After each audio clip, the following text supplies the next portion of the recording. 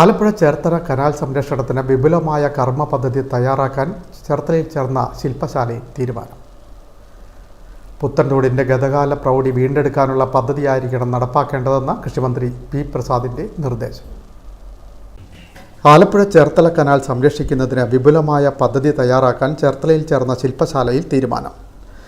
Alappuzha Cherthala നിയോജകമണ്ഡലങ്ങളുടെ പരിധിയിലൂടെ canal കടന്നുപോകുന്ന എല്ലാ തദ്ദേശ സ്ഥാപനങ്ങളെയും പദ്ധതിയുടെ ഭാഗമാക്കും. ശേഷിക്കുന്ന ഭാഗത്തും ചേർത്തലയിൽ ആവിഷ്കരിക്കുന്ന മാതൃകയിൽ പദ്ധതി നടപ്പാക്കുന്നതിന് നടപടി സ്വീകരിക്കും. കോളറയും മഞ്ഞപ്പിത്തവും ഉൾപ്പെടെ നാം നേരിടുന്ന ആരോഗ്യ പ്രശ്നങ്ങളുടെ പ്രധാന കാരണം മലിനീകരണം, പ്രത്യേകിച്ച് ജലമലിനീകരണമാണെന്ന് മന്ത്രി പി പ്രസാദ് ഉദ്ഘാടന പ്രസംഗത്തിൽ പറഞ്ഞു. കനാലിനെ രക്ഷിക്കുക എന്ന് പറയുന്നത് ഏതോ ഒരു കനാലിൻ്റെ അതിലൊരു മനോഹാരിത ഉണ്ടാവും, നമുക്ക് അങ്ങനെ ചെയ്യാം. ആ മനോഹാരിതയല്ല, ഇതെല്ലാം വന്ന് നമ്മളുടെ ജീവിതത്തെ തന്നെയാണ് ബാധിക്കുന്നത്, നമ്മളുടെ ആരോഗ്യത്തെയാണ് ബാധിക്കുന്നത്.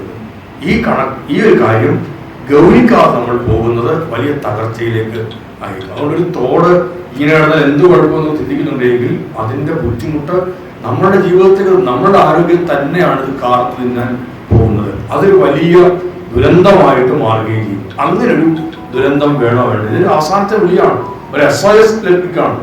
ആ SOS സമയത്ത് നമ്മൾ നിൽക്കുന്നില്ല. ഇനി വൈകിട്ട് നമ്മൾ വിലപിക്കാൻ മാത്രമേ നമുക്ക്. മലിനീകരണം തടയേണ്ടത് ഓരോരുത്തരുടെയും ഉത്തരവാദിത്തമായി കാണണമെന്നും അദ്ദേഹം കൂട്ടിച്ചേർത്തു. ചേർത്തല നഗരസഭ നടപ്പാക്കുന്ന സേവ് AS കനാൽ പരിപാടിയുടെ കർമ്മ പദ്ധതി തയ്യാറാക്കുന്നതിനുള്ള ഏകദിന ശില്പശാല ഉദ്ഘാടനം ചെയ്യുകയായിരുന്നു മന്ത്രി. ചടങ്ങിൽ ചെയർപേഴ്സൺ ഷേർലി ഭാർഗവൻ അധ്യക്ഷത വഹിച്ചു.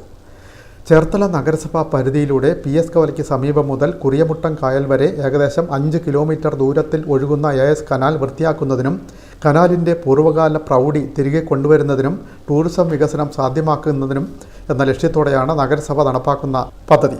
കനാൽ നിർമ്മാണത്തിൽ പങ്കെടുത്ത N ജാനകിയെയും വീടിന് മുന്നിലായിട്ടുള്ള കനാലിൻ്റെ ഭാഗം സ്വയം വൃത്തിയായി സൂക്ഷിക്കുന്ന വടക്കേക്കരയിൽ ജോർജ്, നെയ്യാരപ്പള്ളി പോൾ എന്നിവരെയും മന്ത്രി ചടങ്ങിൽ ആദരിച്ചു. AS കനാൽ ഓർമ്മകളിലൂടെ എന്ന സെഷനിൽ മുൻ മുനിസിപ്പൽ ചെയർമാൻ ഐസക് മാടവന മോഡറേറ്ററായി.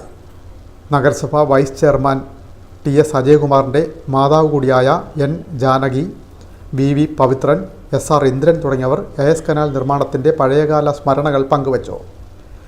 നദീ പുനരുദ്ധാരണം സംബന്ധിച്ച അനുഭവം പങ്കുവയ്ക്കൽ സെഷനിൽ ഗംഗാ ശുദ്ധീകരണ പദ്ധതി, Mumbai IIT professor NC Narayanan, Varattayar സംരക്ഷണ പദ്ധതി R അജിത് കുമാർ, പൗവന്തോട് നവീകരണം ജയൻ ചമ്പക്കുളം, ചാത്തനാട് കനാൽ നവീകരണം രോഹിത് ജോസഫ്, മാന്തറ കനാൽ പ്രണവ് തുടങ്ങിയവർ തങ്ങളുടെ അനുഭവങ്ങൾ പങ്കുവച്ചു.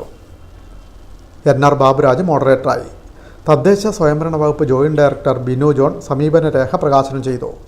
നഗരസഭാ സെക്രട്ടറി TK സുജിത്ത് ആമുഖ പ്രസംഗം നടത്തി. Vice chairman TS Ajayakumar, standing committee അംഗങ്ങളായ ശോഭ ജോഷി, G രഞ്ജിത്ത്, AS സാബു, മാധുരി സാബു, എലിക്കുട്ടി ജോൺ, കൗൺസിലർമാരായ P ഉണ്ണികൃഷ്ണൻ, ആശ മുകേഷ്, ഷീജ സന്തോഷ്, ലിസി ടോമി, മിത്ര വിന്ദാഭായി തുടങ്ങിയവർ സംസാരിച്ചു. കനാൽ നേരിടുന്ന പ്രശ്നങ്ങൾ സംബന്ധിച്ച് 5 ഗ്രൂപ്പുകളായി തിരിഞ്ഞ് ശില്പശാലയിൽ വിശദമായ ചർച്ചകൾ നടന്നു. P Jayaraj, NR Balakrishnan, PK Surendran, S Sudeep, Stalin Jose, Sunilal, ബിസ്മി റാണി തുടങ്ങിയവർ ഗ്രൂപ്പ് ചർച്ചകൾക്ക് നേതൃത്വം നൽകി.